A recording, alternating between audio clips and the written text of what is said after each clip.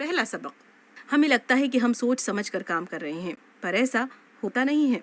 शायद आपको भी लगता होगा कि इंसान के अंदर सोच समझ कर काम करने की काबिलियत होती है। वैसे तो ये सच है, लेकिन हम इस काबिलियत का इस्तेमाल करें ये ज़रूरी नहीं है।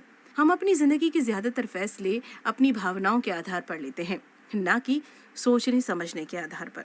जब हम 2 साल के होते हैं तो हमारे दिमाग का दायां हिस्सा बहुत तेज़ी से विकास कर रहा होता है। ये हिस्सा हमारी भावना के लिए जिम्मेदार होता है। जब हम 3 साल के होते हैं तब हमारे दाएं हिस्से के साथ साथ हमारे बाएं हिस्से का भी विकास होने लगता है, जो कि सोचने समझने के लिए जिम्मेदार है। लेकिन जब ये बाएं हिस्से का विकास शुरू होता है तब हमारा दायां हिस्सा हमारे ऊपर काबू कर चुका होता है। इसका मतलब ये है कि हम अपनी ज्यादातर जिंदगी में अपनी भावनाओं के काबू में रहते हैं। बचपन में ही हमारे स्वभाव का विकास होना शुरू हो जाता है। हम विनम्र होंगे या गुस्सैल स्वभाव के, ये उसी वक्त तय हो जाता है। जिस व्यक्ति से हमारा सबसे ज्यादा लगाव है, हम उसी के स्वभाव को अपना लेते हैं। जब भी हम अपनी भावनाओं के हिसाब से कोई फैसला लेते हैं, हमारा बायां दिमाग उस फैसले को सही दिखाने के लिए एक वजह खोज लेता है।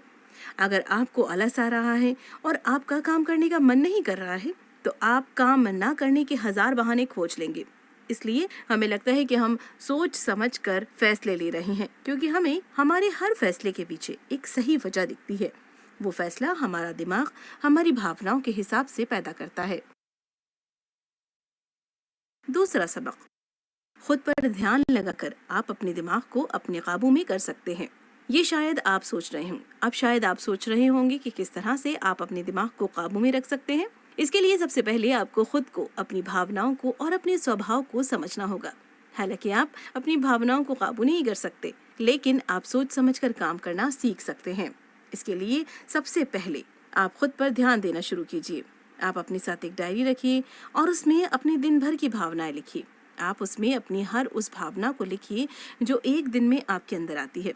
एग्जाम्पल के लिए, अगर आपके बगल में कोई जोर जोर से बात कर रहा हो और आपको शोर की वजह से गुस्सा आ रहा हो, तो गुस्सा करने की बजाय इस घटना को लिख लीजिए। इसके बाद आप उसे पढ़िए और देखिए कि किस माहौल में आपके अंदर किस तरह की भावनाएं पैदा होती हैं, और फिर उनसे निकलने के लिए एक समाधान खोज लीजिए।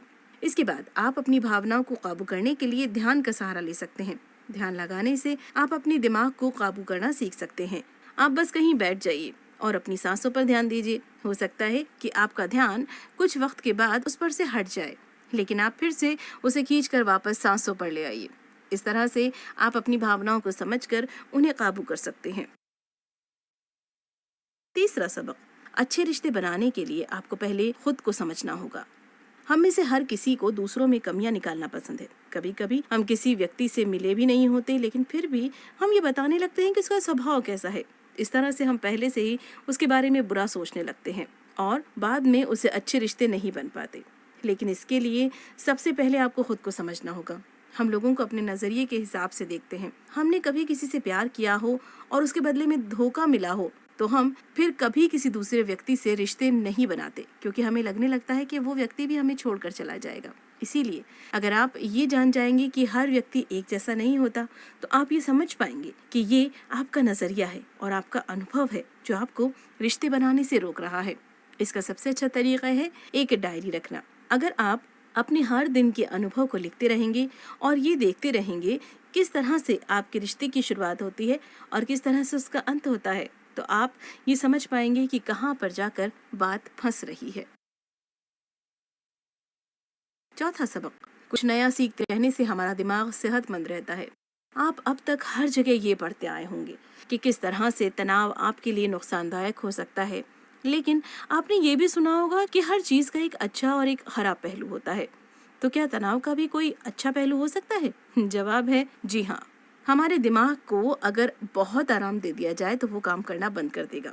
सोचिए, अगर आप अगले 5 साल तक सिर्फ आराम करें और खाना खाएं, तो क्या उसके बाद आपका शरीर काम करने के लायक रहेगा? लेकिन अगर आप हर रोज 1 घंटा कसरत करके अपने शरीर को तनाव में डालें, तो 5 साल के बाद आपकी सेहत बहुत अच्छी हो जाएगी।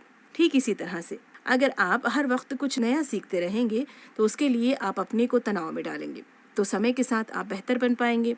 जब आप अपने आराम के घोंसले को छोड़कर बाहर निकलते हैं, तो आप अपनी सीमाओं को बढ़ाते हैं। इससे न सिर्फ आपके दिमाग की अच्छी सेहत रहती है, बल्कि आप समय के साथ ज़्यादा काबिल बन जाते हैं। इसकी शुरुआत होती है एक छोटे सा कदम उठाने से। मान लीजिए कि आपको एक स्पीकर बनना है। आप ये मत सोचिए कि आप सीधा 2000 लोगों को एक ऑडिटोरियम में बुलाकर उन्हें स्पीच देंगे।